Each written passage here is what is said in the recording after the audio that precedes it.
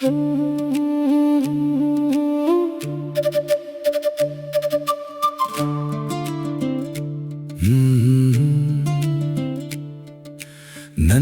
ಅಪ್ಪ ಮನೆಯ ಚಿಮಣಿಗೆ ಎಣ್ಣೆ ಹಾಕದೆ ಪ್ರತಿದಿನ ಮೆರವಣಿಗೆಯ ಹಿಲಾಲು ಹಿಡಿಯುತ್ತಿದ್ದ.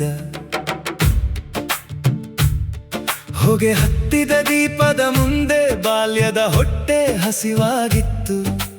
ಆದರೂ ಅವನ ಹೆಜ್ಜೆ ಅಂದಿಗೆ ದೊಡ್ಡ ಗರ್ವವಾಗಿತ್ತು.